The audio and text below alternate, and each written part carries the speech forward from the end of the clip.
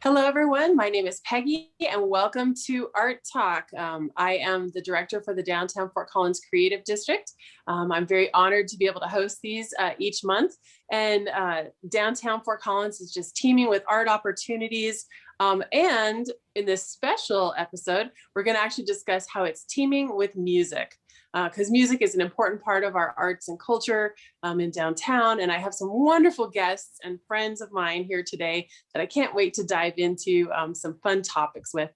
So if you'll allow me, I will introduce Ms. Greta Cornett from the Fort Collins Musicians Association and Leslie Struck from the Museum of Discovery's Archives and Collections. Welcome, ladies.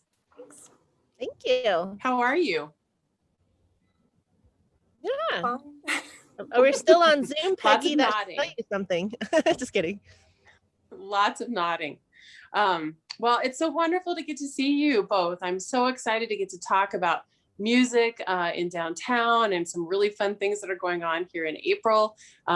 So first thing I want to do is ask both of you to just kind of talk about your organizations and who you are. So I'm going to have Leslie, if you could go first. Okay. Yeah, so I work at Fort Collins Museum of Discovery, and I am the archivist here. And if you haven't been to the Museum of Discovery before, and I'm telling this to everybody out there, you need to get over here. It is amazing. It is a combination, kind of like local history and science center. And we have a really big music focus at the museum. And I work in the local history archives, so I feel like we're kind of this secret that I don't want to have be well kept anymore. But we have lots of old photographs of Fort Collins, maps, stories, diaries, scrapbooks, all those little pieces of history that kind of help tell the story of Fort Collins. And that's kind of what I do here at the museum. So we are just full of cool, fun stuff. And yeah, that's what we are. Yeah, and we want to get that secret out there too. That's wonderful. Okay, Miss Greta, if you could kind of talk about who you represent. Sure. So I'm one of our co-founders and our board president of the Fort Collins Musicians Association. We are a 501c3 here in Fort Collins. We're a nonprofit, so we support our local music scene. We've been an organization for almost 15 years now, although we've supported our local music scene our entire lives, I feel like. So just more organized that way. One thing that most people know us for is FOCO MX, which is a 2-day music festival, all Colorado bands. The focus is on Northern Colorado. It happens in downtown Fort Collins for 2 days. We typically have 400 bands out that weekend. So it's a great way to get to know your local music scene. We do other programming through the year as well. But yeah, that's what we do. And FOCO MX would normally be happening right now in April or coming up pretty soon. But of course, this has been a strange year and a half now, or getting close to a year and a half. So unfortunately, it's not happening in its same way, but we're going to get into some details and some cool stuff that you're doing. But first thing I wanted to do was I want to ask both of you ladies a little bit about your sort of musical connections. So Leslie, you are sitting at a piano. Can you tell me a little bit about that piano? I would love to tell you about it. Yeah, I realize it looks like a fake backdrop, but I'm actually really here. This is a real piano. And this is one of my favorite artifacts here at the museum, and it's out in our cafe area. And I might scoot this over just a hair so maybe you can see it a little bit better. But this is a 1904. Beautiful. Yes, it's a curly bird's eye maple veneer grand piano. I don't know if you can really see it there. It is indeed grand.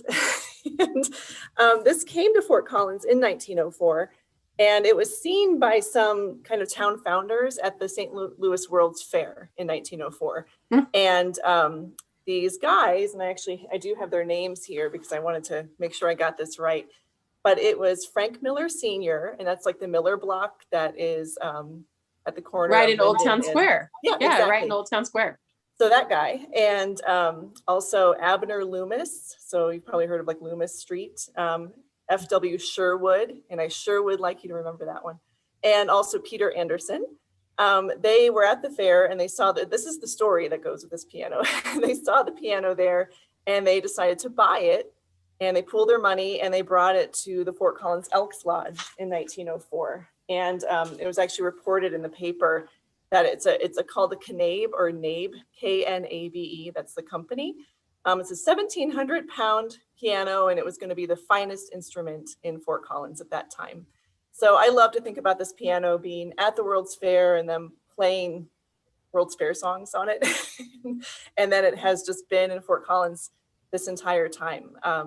And now it's here at the museum, and we did have it restored a few years ago, like painstakingly, lovingly restored. And it's one of the few artifacts here that can be touched and played by musicians, not by people like me, people who know what they're doing.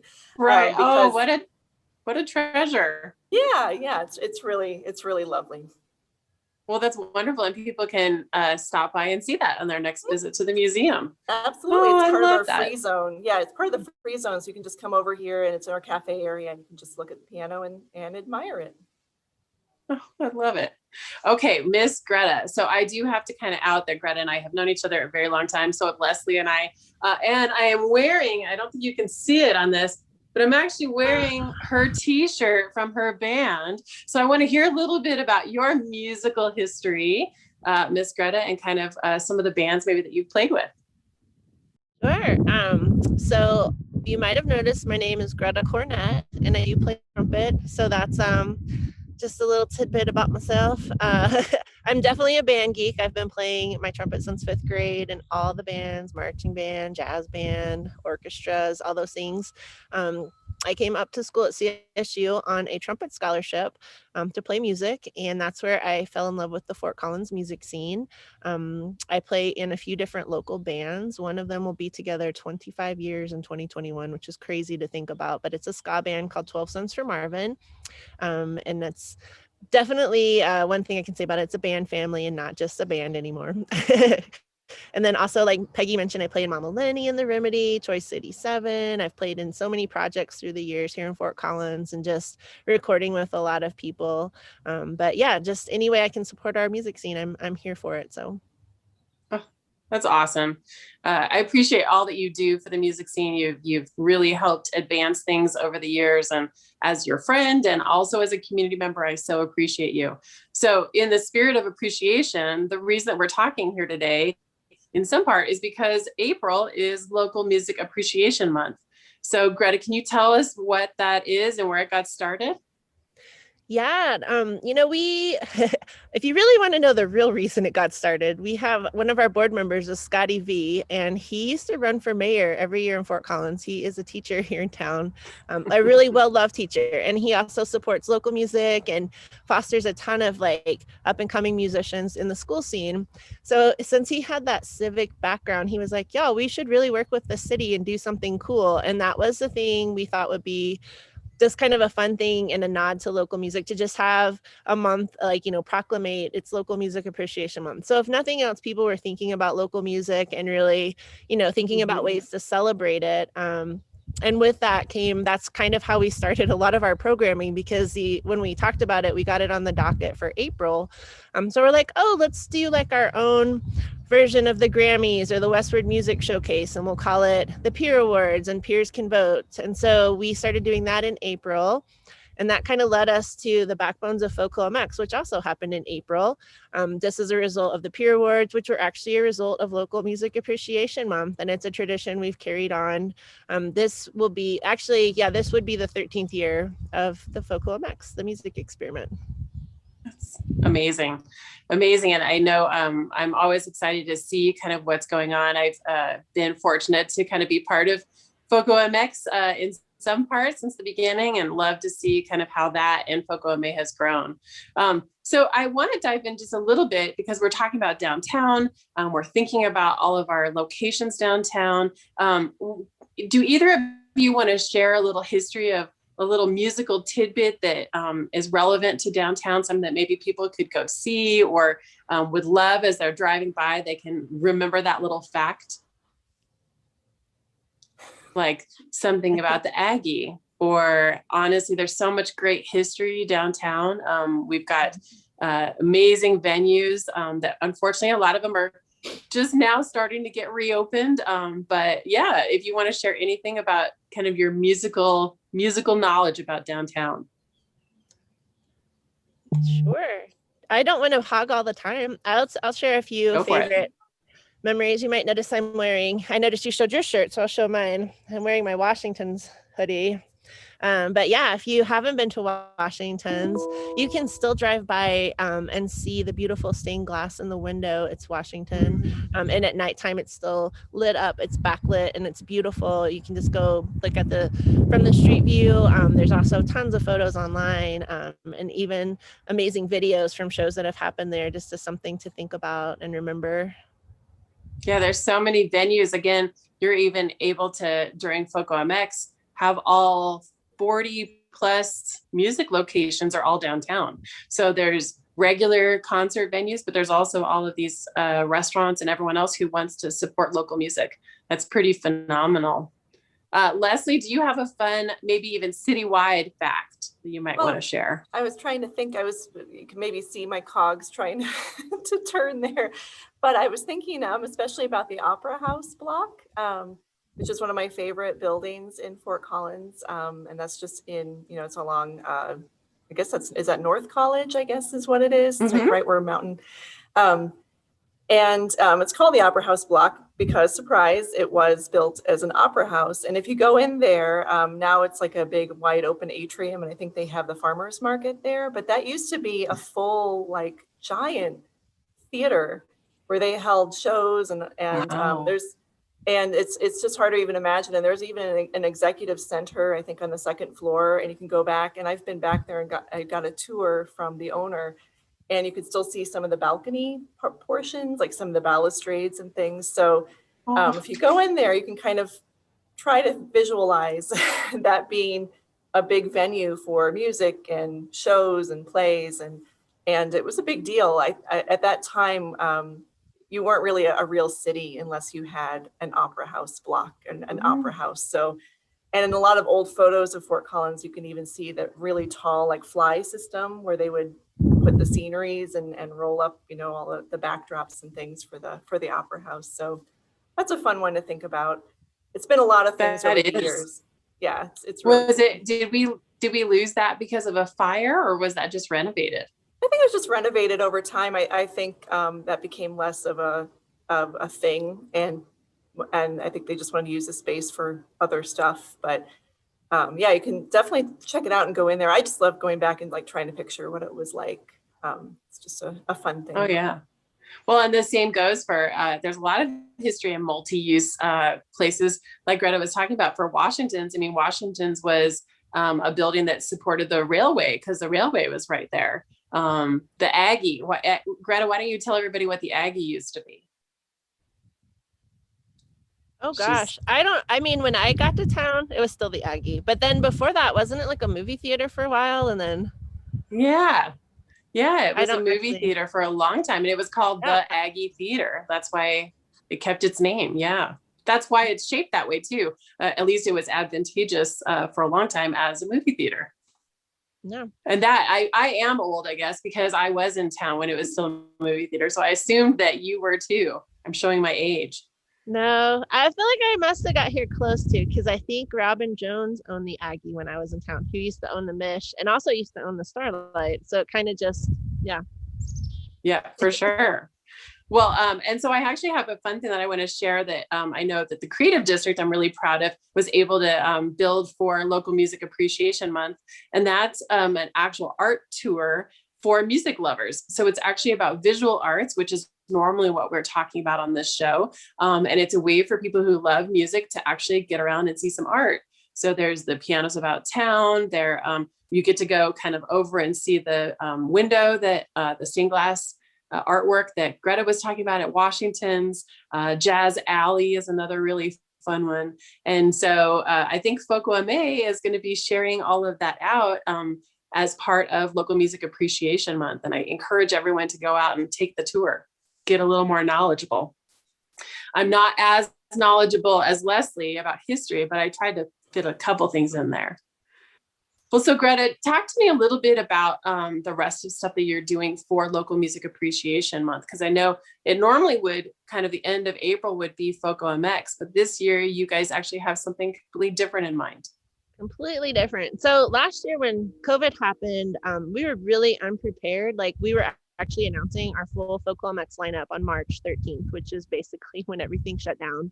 And I don't think we knew exactly at the time what impact it was about to have on the music industry as a whole. I mean, most of the music industry is still not open yet, so it's been over a year now for at least musicians and creatives in this sector to not really have work or be employed. So last year, we postponed the festival till September, and in the meantime, we started a concert series at the drive-in, which was really fun, and we just branded it Folklore MX Drive-in Jive, and we tried to kind of accomplish the same things that we typically do with Folklore MX, which is highlight emerging, new, and established artists and mix up the genres, have all kinds of diversity. And it was really fun. But since we had a little bit more time going into this April, one of the things we talked about last summer was one of the things we kept hearing from musicians and also music fans that they were missing was kind of bouncing around to different venues and finding new favorite artists that they had never heard of. And it sparked something we're doing this April, which we're calling Folklore MX Public Trust. And it's a virtual festival. It's highly curated. Our booking committee put together 6 super diverse and new artists on the scene, new and emerging.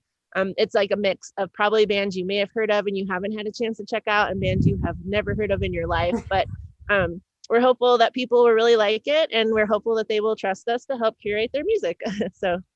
And we're going to do that on the weekend. And this is a virtual event? Is this a virtual event? Yep, it's a virtual festival. So we actually, we've been filming for a while. And when you were talking about venues, we were filming at Surfside. It's a venue that is not open just yet. It will be soon. It's been closed since the pandemic, but the new Surfside is so huge, and it's where East Coast used to be way back in the day. And we were talking about the old Surfside and how if you were a band and you played at Surfside in the old space, which held like 30 people, especially being in a ska band, you typically were right at the door. So you're kind of working the door, making sure people paid a cover to come in, running the sound while you were playing and everything else. And then probably selling pizza. You were probably selling pizza there too. I was also cooking pizza with this hand, playing trumpet with this hand. And yeah. That's so fun. Well, actually, will you tell us, this is a little bit of a fun history fact. The Surfside has a lot of history that probably most of our citizens don't know anything about. Kind of in the world of metal and punk and some rock history. Yeah, I'm sure Leslie will be way better at the history than me, but I'll share some of the stuff I know. Like a lot of people don't realize Fort Collins is essentially our music scene is built on a punk rock background. We have the Blasting Room here, which is the guys from the Descendants. They came to Fort Collins, very DIY in that sense. They brought money that they had received as like upfront money from the record company to record their album. And instead of like giving it to someone else to record, they built their own studio and recorded it themselves. And so, like a lot of bands, internationally known, like well-known punk bands and heavier metal bands, and even ska bands, because it kind of falls in that scene, will make the trek to Fort Collins to go and record at the Blasting Room. And so a lot of fun little pop-up shows will happen at places like the Surfside, or like what was formerly the Starlight, which was Hody's and is now the Comedy Fort. But and even Kansas City could be like really fun places across town. Who is that? It's a museum. That's I'm so sorry. The musical train. It wouldn't be. What would an interview be with downtown if the train wasn't there? I was going to say that, like, if I don't look over, maybe they won't notice that giant train. Sorry about if you that. don't know, the museum is located near the train. Great. I don't even notice it anymore. So I apologize.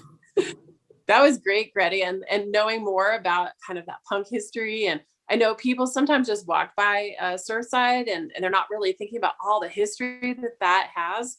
Every one of our venues downtown has that history. Avos is another really great one that's also by the train, but it has a lot of a great history, and it's fun to see new efforts springing up all the time. I'm super excited. Now, tell me again, the event at the end of the month is called Public Trust. Is that right? Yep.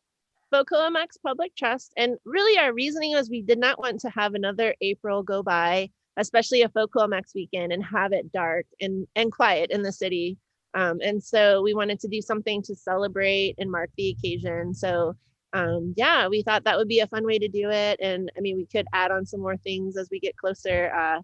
that would be fun and exciting. But yeah, I love it. I love it. Yeah. So Miss Leslie, I just wanted you to tell, there's 2 fun facts that I'm going to kind of tease you to tell us about.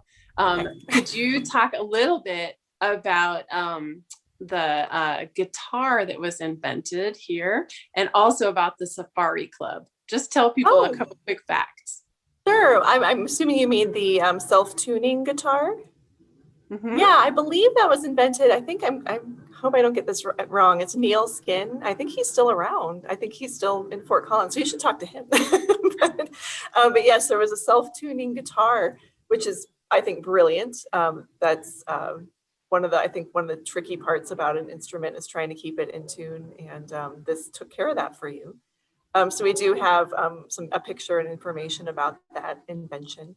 And what was the other thing you wanted to know about? The Safari Club. Oh, the Safari Club. One. Yes, yeah. So that was a venue that was out on Link Lane. You can kind of picture where that is, and it was kind of the place to be in the 60s and the 70s, and it was like this a nightclub with an in-house band, and it was Bob Swearer and his band. And it was all like safari themed. So it was kind of like they had thatched decorations and animal mounts, like taxidermied animal heads, and some fake ones too. And it just looked like, I've seen pictures of this, and it just looked like such a fun time to go and have a night of dinner and dancing. And I've seen pictures of the band, and they have like matching jackets, and they're all zebra print, because of course, why wouldn't they be? They were early. It was rock and roll, baby. Exactly. They were crazy.